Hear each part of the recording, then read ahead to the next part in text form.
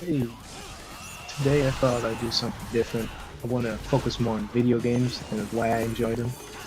This is not a review of anything, it is not a recommendation to buy anything, it's just that I'm interested in action games and I would like to share why I am and some of the special design choices of certain games like Devil May Cry, Doom Eternal, or Doom the Dark Ages. Hello. This is roughly my fourth take of this, but well, here we go again. So, today I want to talk about dmc3 and what makes it so special for me. The music and the combat flow with each other very well. And it is important to underscore there are many different abilities and weapons that you can acquire. I do not wish to go over every individual weapon, I will just talk about a few notable ones. You got Beowulf, and you got Ebony and Ivory, you got the Coyote A, and you have the Nunchakus, which are ice themed and can deal ice damage, I guess, when you go into Devil Trigger mode. Those weapons are the ones that I use personally very often because the shotgun as well as the pistols, Ebony and Ivory, they go very well with the gunslinger style. The gunslinger style offers you the ability to charge up your weapons as well as um, jump onto enemies and use Ebony and Ivory to circle around on the floor while the enemies are grounded. Um, and you can also use the shotgun to approach enemies quickly with the with the circle button on the PlayStation. And what I find so interesting about the style system is how each individual style gives you the ability to perform different actions to the point where you will pick one style that you will main, and then you will probably have a unique playstyle that no one else has. I think that Devil May Cry is a series that, like no other, allows you an amount of player expression that is rarely seen in video games, period. And I think that Doom Eternal is a game that can be compared when it comes to the expression. You can use various different weapons and abilities, especially in the later entries. But DMC3 stands out because the combat and the stylish flair of the main character, Dante, is just iconic to the point where the game has evolved into a cult classic for speedrunners and normal gamers alike. You cannot talk about action games without talking about Devil May Cry. Devil May Cry 3 specifically opens up the ability to use a strong offense as a good defense. What I mean by that is you can, right before an enemy attacks, launch them into the air. After you launch them into the air, it is up to you what happens to them. You can jump into the air and attack them, or you can use your firearms to shoot them. Now, with some firearms, you launch them away, like with Kellyanne, for example, but most of the times, to me, it's most effective using Ebony and Ivory with the gunslinger style and then launching enemies into the air, then unloading with the bullets, and then unloading on them with the bullets. Now, let's talk a bit about the character design. Dante has a stylish jacket that you can remove after you complete the game once, and this jacket is so cool. Like, I don't even know how the holster is being integrated into the design, if that's supposed to be a mistake or if there really is a hole in the back or something like that. But whoever designed this put a lot of thought and effort into this punk, um, maybe gothic style. Now, I wouldn't call it too gothic because, I mean, there are pretty accentuated red colors. I'm not a fashion expert, but I would say it's more of a punk rock type of style. But let me know in the comments what it actually is. Maybe the developers talked about it. I don't know. Um, I find the character design of DMC, from the main character to his brother Virgil and the enemies, quite fascinating. I get the vibes of a lot of Christian mythology as well as various different nods to biblical stories. Like, for example, there's one big ass whale. I think that's supposed to reference uh, Jonah and how he got swallowed up by a whale. But I guess Dante ain't no bitch. He gets swallowed up and he just tears that thing apart from the inside out.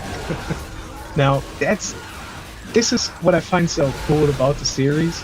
You got the main character just not giving a damn about demonic creatures which resemble some of the most destructive and most vile creatures that mankind kind of has come up with, from the Gothic to the Christian depictions. And I just really like the way the Japanese handle action games with that note, with that theme of just having overwhelming power against gods or demigods and whatnot. I really want to see how the sequel to DMC5 gonna look like. I'm very excited for that, but I'm branching off. The more about the character design. So his brother, Dante's brother Virgil, is his counterpart. He is calm, collected, while his brother is a hot-headed and very often very playful individual. He likes to play with his enemies before he takes them down.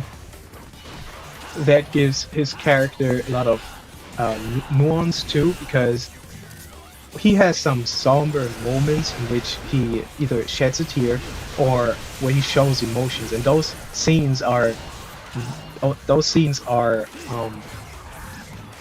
very few and far between, and that makes them very heartwarming for me.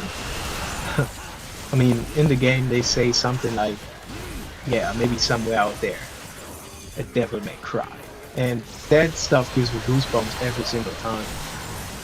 Now, with the fighting style of his brother, it is a more subdued and I would say humble selection of available weaponry. However, the way you have to approach Virgil is more with calm, collected, and methodical strikes rather than brute force and using a wide variety of mix-ups of the abilities, because he only has one ability and he can use it offensively or defensively. He can teleport backwards, he can teleport both, and from these different stances you can perform different actions. Now, if you look at how pro players play, they use this to their advantage to the point where it looks like it's breaking the game, but that's, I think, what the DLC character should be about. You can really use his air rapid slash so often in the air with a technique called a jump cancel. I cannot personally pull it off, but if you look at speedrunners or if you look at professional DMC players, they really take advantage of that ability. It is crazy. Now, talking about crazy, the weapon selection of Dante. Now, the weapon selection of Dante has some very outlandish weapons, some very, like, weapons I didn't realize I really wanted in an action game, but I really needed, like freaking rocket launchers and World War II artillery weapons, and I'm just blown away by how these weapons are designed and how they function. So with the gunslinger style, you can achieve a multitude of abilities that will just continuously prove to be useful, like even on higher difficulties. If you use the spiral weapon, yes, that's how it's called the spiral. It's a World War II, I think, artillery gun, and this thing is a long-range beast. It can deal massive damage while you can be out of harm's way. Now, this weapon works well combined with the Coyote weapon or the shotgun, which if you cycle through the weapon wheel, while you have the spiral and the shotgun equipped, you can fire repeatedly with both weapons.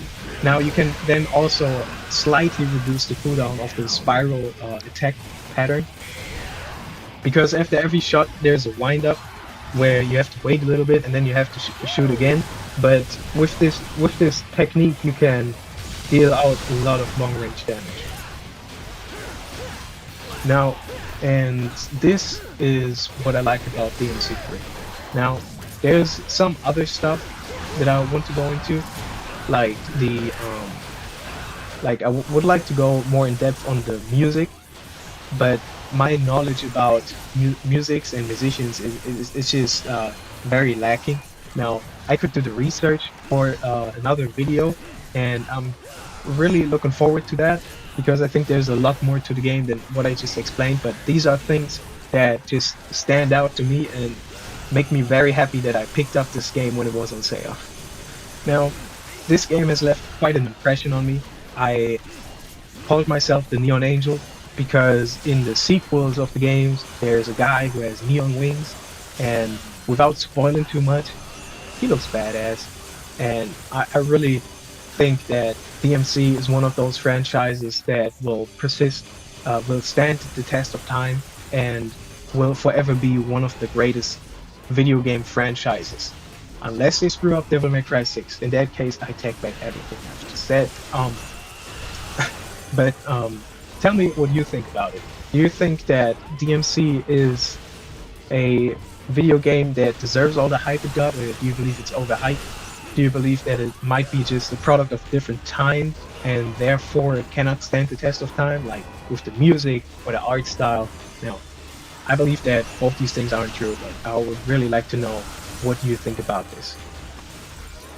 And with all that said, make sure to check out my Twitch where I stream those games from Monday to Wednesday, and sometimes I drop a small stream on Thursdays and Fridays, but so far as my schedule goes, it's just Monday to Wednesday and Saturday. Now, I check out action games and shooters alike. If you like the type of content I'm making, be sure to hop in, let's chat, let's have a good time, and with that said, Neon signing out.